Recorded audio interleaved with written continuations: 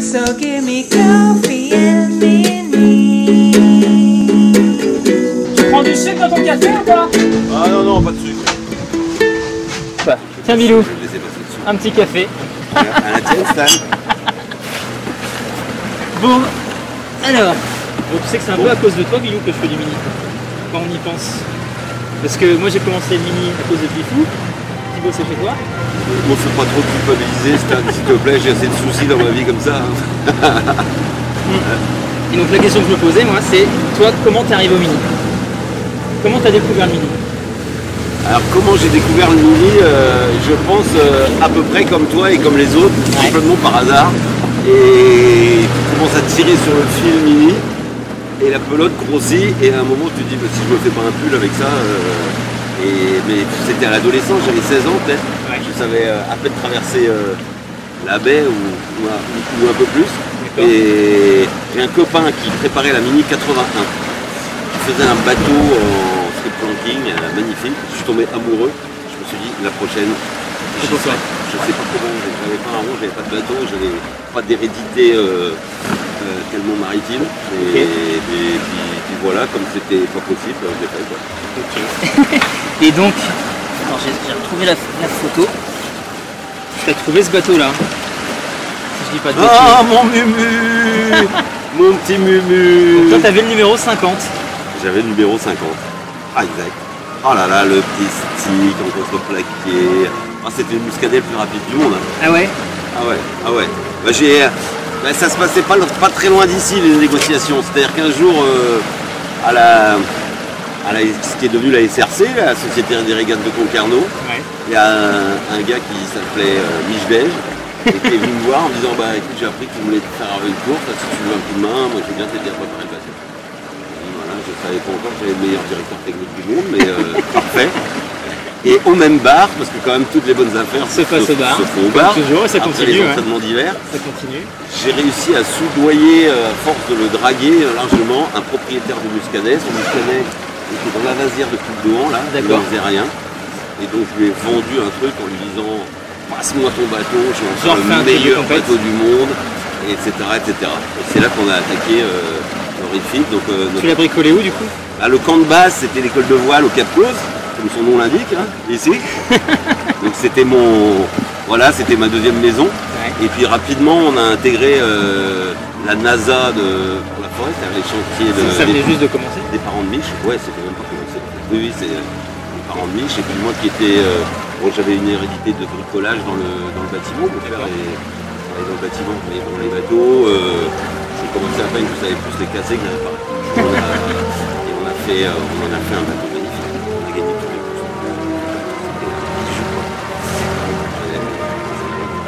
courses. Ouais, alors du coup, justement, on vient, je pense. Si tu gardes une image de ta Transat, toi c'est la Mini en 83, si je dis pas de bêtises? En 83, ouais. Okay.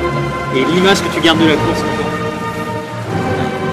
comme toutes les courses, t'en as tellement, mais je pense que j'en ai deux. Ouais. Le bonheur incroyable d'être au départ. Ouais. J'étais gamin, j'avais 19 ans. C'est parti encore d'Angleterre? Ouais, c'était le dernier départ de Penzance. Et puis cette image parce que je coule quand même dans cette affaire.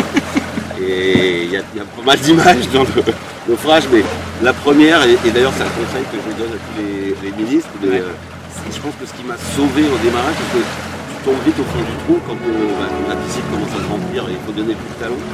C'était un samedi soir, il était 3h du mat. Bon, il y avait bonne baston, c'était pas gai, et puis la grosse angoisse quand même. Ouais.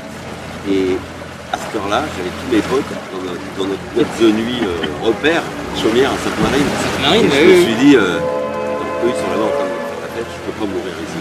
Faut que j'en sorte. Et bim, je crois que c'est ce qui m'a donné le truc pour bouger tout, réparer, faire. Voilà.